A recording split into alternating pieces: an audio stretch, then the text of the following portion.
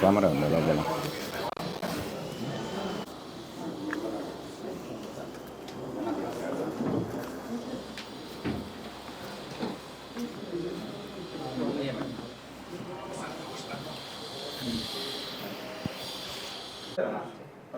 ఇప్పుడు examination evaluation camps అవుతుంది.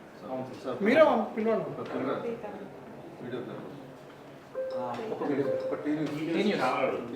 ఒక వీడియోగ్రాఫర్ వస్తాను, వాళ్ళని వేరే వాళ్ళకి గురించి చెప్పేసి డిఓస్ ఎవాల్యుయేషన్ రీవెరిఫికేషన్ అవుతుంది. ఈ క్యాంప్స్ అని కూడా నెక్స్ట్ 3 daysలో క్లోజ్ అవుతాయి. ఎందుకంటే రిజల్ట్ ఇవ్వాలంటే ఫస్ట్ మీ క్యాంప్స్కి వచ్చారు. అందరూ డిఓస్ కూడా అంత స్పెక్ట్ అండ్ కంటిన్యూస్గా లాస్ట్ 20 రోజులు అందరూ వర్క్ చేస్తారు. 5 days లీవ్ కాబట్టి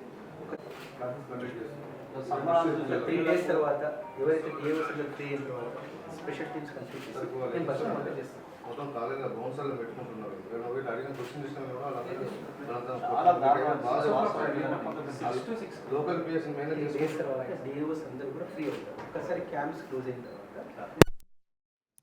ఖచ్చితంగా వచ్చిన ఇన్విటేషన్ అన్ని కన్సల్టేషన్ తీసుకొని పర్సనల్ కాంటాక్ట్ చేస్తాం. దాని గురించి ఒక జూమ్ మీటింగ్ పెట్టుకుంటాం. ఎజెండా ఒకటి పని చేస్తాం. ఏంటంటే బోర్డ్ ఆఫ్ ఇంటర్మీడియట్ రూల్స్ ఏదైతే ఉందో అది ఫాలో అవుతుంది. ఇప్పుడు ఏం చేస్తున్నారంటే కొత్తగా ఏదైతే సెంట్రల్ గవర్నమెంట్ తీసుకొచ్చిన ఎడ్యుకేషనల్ యాక్ట్ ఏదైతే సిబిఎస్ఈ క్లాస్ తీసుకొని అకాడమిక్ పెట్టుకొని నడుస్తున్నాం. కానీ అది forwarding board of intermediate state government Thank you so much. Okay. Thank you, Vijay. Thank you, sir. Thank you.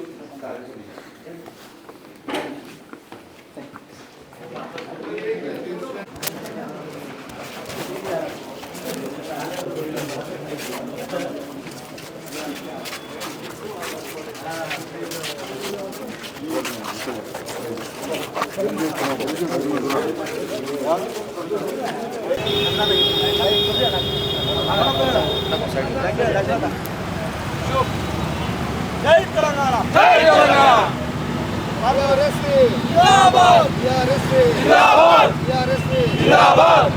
Corporate కాలేజీలు వెంటనే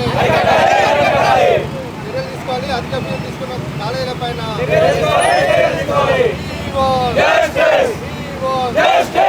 తెలంగాణ.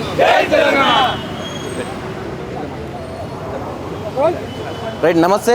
ఈ కార్పొరేట్ వ్యవస్థ ఏదైతే ఉందో విద్యార్థుల దగ్గర అధిక ఫీజులు వసూలు చేస్తున్నారు, విద్యార్థులను ఇబ్బంది పెడుతున్నారు అని చెప్పి ఈరోజు board of intermediate secretary Krishnaditya గారికి వినతి పత్రం అందజేయడం జరిగింది బీఆర్ఎస్ తరఫున.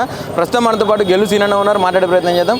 అన్న చెప్పండి, ఎట్లా చూస్తారు అంటే విద్యా వ్యవస్థ మొత్తం కూడా నా దగ్గరనే పెట్టుకొని నేను సేఫ్గా చూస్తానని చెప్పి ఒక పక్క రేవంత్ రెడ్డి చెప్తా ఉన్నాడు, మరో పక్క మీరు అవి మొత్తం కార్పొరేటర్ల చేతిలో పెట్టి ఒకటి పర్మిషన్ తీసుకొని 10 బ్రాంచులు నడిపిస్తూ ఉన్నారు అని చెప్పి మీరు చెప్తా ఉన్నారు. ఏం చెప్తారండి? ఇప్పుడు రేవంత్ రెడ్డి గారు ముఖ్యమంత్రి కాకముందు ఏమన్నాడు, రాష్ట్రంలో మొత్తం ఇంటర్మీడియట్ ఫీజు, డిగ్రీ ఫీజులు మొత్తం ఏదో విద్యార్థులు సామాన్యులు చదువుకోవాలని చాలా కష్టంగా ఉందని చెప్పి మాట్లాడి ఎన్నికల్లో లబ్ధి పొందిన తర్వాత ఇవాళ రేవంత్ రెడ్డి గారు ముఖ్యమంత్రి అయిన తర్వాత ₹1,00,000 తీసుకునే కార్పొరేట్ కాలేజీలు ఇవాళ 3 లక్షలు తీసుకుంటున్నారు.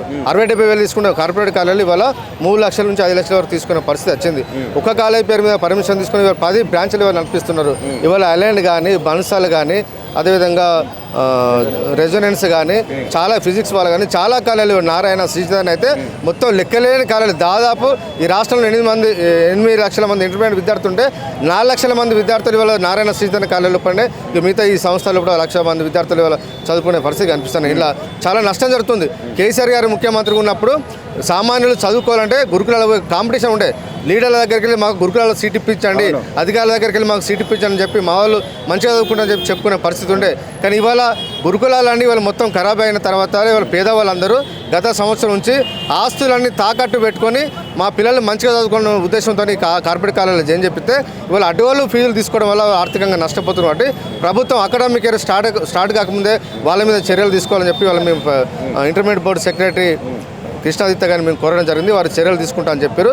ఖచ్చితంగా ప్రభుత్వం కనుక ముందడుగు వేసి ఎవరైతే పర్మిషన్ లేని కాలేజీలు ఉన్నాయో వాటి అన్నిటి మీద చర్యలు తీసుకోకపోతే బీఆర్ఎస్ ఆధ్వర్యంలో అన్ని బ్రాంచ్లు రాష్ట్ర వ్యాప్తంగా కూడా ఎవరైతే పర్మిషన్ ఉన్నాయో వాటిని కూడా మేము ముట్టడిస్తాం. ముఖ్యంగా గురుకులాలకు సంబంధించి ఎందుకు గత బీఆర్ఎస్ ప్రభుత్వంలో ఉన్నంత కాంపిటీషన్ ఇప్పుడు ఇవి కాంగ్రెస్ ప్రభుత్వంలో లేదన్నా? అంటే అప్పుడు పెద్ద ఎత్తున రికమెండేషన్స్తో సహా ముందరికి వెళ్ళేది గురుకులాలలో జాయిన్ కావడానికి, ఇప్పుడు ఎందుకు చేస్తలేరు? ఇప్పుడు రేవంత్ రెడ్డి గారు ఏమన్నారు, కేసీఆర్ గారు ఆనవాళ్ళు లేకుండా చేస్తా అని చెప్పిండు.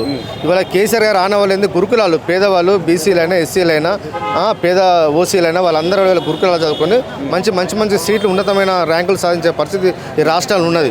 పేదవాళ్ళు బాగుపడుతున్నారు కాబట్టి కేసీఆర్ గారి మార్కు ఆనవాళ్ళు ఏంది పేదవాళ్ళ టార్గెట్ కాబట్టి ఆ పేదవాళ్ళే చదువుకోదనే ఉద్దేశంతో రేవంత్ రెడ్డి గారు వ్యవహరిస్తూ ఉన్నారు. ఇలా విద్యాశాఖను తన దగ్గర పెట్టుకొని ఈ రకంగా ఇలా విద్యా వ్యవస్థను అస్తవ్యస్తం చేస్తుంది కాబట్టి ఖచ్చితంగా ఈ రేవంత్ రెడ్డి గారు తీసుకున్న నిర్ణయాలు మేము ఖచ్చితంగా పోరాటం చేస్తాం. కానీ విద్యాశాఖ మంత్రి నేనే అయినప్పటికీ అంటే వేరే మంత్రులకు అంత అర్హత లేదు అని చెప్పి చెప్పుకొస్తా ఉన్నాడు రేవంత్ రెడ్డి. వేరే వాళ్ళకి ఇస్తే విద్యా వ్యవస్థని భ్రష్టు పట్టిస్తారు, అందుకే నా దగ్గర పెట్టుకున్నా అని చెప్తా ఉన్నాడు. ఏం చెప్తారండి? ఇప్పుడు తన దగ్గర ఉన్నది కాబట్టి పర్మిషన్ లేకుండా నడుస్తుంది. ఇవాళ అసలు విద్యాశాఖ ఫైళ్ళ మీద సంతకం పెట్టే తీరిక లేదు. ఎంతసేపు రియల్ ఎస్టేట్ వ్యాపారాల మీద ఏ విధంగా కమిషన్లు వస్తాయి, 4th సిటీ పేరు ఎట్లా దండుకొని ఆలోచన తప్ప ఈ ప్రభుత్వానికి పేదవాళ్ళకు ఉచితంగా విద్యను అందిస్తామని ఆలోచన ఉన్నదా? ఫీజు నియంత్రణ చేస్తామని ఆలోచన ఈ ప్రభుత్వానికి ఉన్నదా? లేకపోవడం వల్లనే వాళ్ళు అడ్డగోళ్ళు ఫీజులు తీసుకుంటున్నారు. సామాన్యులు చదువుకోలేని పరిస్థితి రాష్ట్రంలో ఉన్నది. ఈ ఫీజుల మీద నియంత్రణ లేదు. ముఖ్యమంత్రి గారు ఒక్కసారి కూడా ఇంటర్మీడియట్ విద్య మీద కానీ ఉన్నత విద్య మీద కానీ స్కూల్ పాఠశాల విద్య మీద సమీక్ష చేయలేకపోవడం వల్ల ఇవాళ కార్పొరేట్ సంస్థలు ఇవాళ దండుకుంటా ఉన్నాయి. పేద విద్యా సంస్థలను ఇవాళ మూత పడుతూ ఉన్నాయి. అధికారులు చిన్న విద్యా సంస్థల మీద ఇలా ప్రతాపం చూపిస్తూ ఉన్నారు. కార్పొరేట్ విద్యా వ్యవస్థ పట్ల కాలేజీల పట్ల స్కూళ్ళ మీద ఇవాళ ఉదాసీనంగా వివరించడం వల్ల ఇవాళ చాలా నష్టం జరుగుతూ ఉన్నది. ఈ కార్పొరేట్ వ్యవస్థ పెరగడానికి కారణం విద్యాశాఖ మంత్రి అనుకోవచ్చు. 100% ముఖ్యమంత్రి గారే కదా తన దగ్గర పెట్టుకున్నారు. సంవత్సరాల నుంచి తన దగ్గర పెట్టుకుని ఒక రివ్యూ లేకపోవడం వల్ల ఇష్టారాజ్యంగా వివరిస్తూ ఉన్నారు. అధికారులను కార్పొరేట్ సంస్థలు అధికారులు మేనేజ్ చేసుకుంటూ ఉన్నారు. ముఖ్యమంత్రి గారి కుటుంబాన్ని మేనేజ్ చేసుకుంటారు కాబట్టి ఇవాళ విద్యా వ్యవస్థ ఇవాళ నాశనం అయిపోయింది. ఏం చెప్తారన్న ఫైనల్గా? ముఖ్యమంత్రి ఖచ్చితంగా ప్రభుత్వం ఇప్పటికైనా దృష్టి పెట్టాలి. ఇవాళ వేల కోట్ల రూపాయలు ఇవాళ స్కామ్ జరుగుతూ ఉన్నది విద్యా వ్యవస్థలో. ఒక్కొక్క విద్యార్థి మీద అదనంగా ₹1,00,000 ₹1,50,000 ఇవాళ ఫీజులు వస్తూ ఉన్నారు. ఇంటర్మీడియట్ బోర్డు నిర్దేశించిన ఫీజు కంటే ఒక 100 రెట్లు ఇవాళ ఎక్కువ వసూలు చేయడం వల్ల చాలా మంది నష్టపోతున్నారు. కాబట్టి ప్రభుత్వం వెంటనే చర్యలు తీసుకోవాలని చెప్పి ప్రభుత్వాన్ని డిమాండ్ ఇస్తూ ఉన్నారు.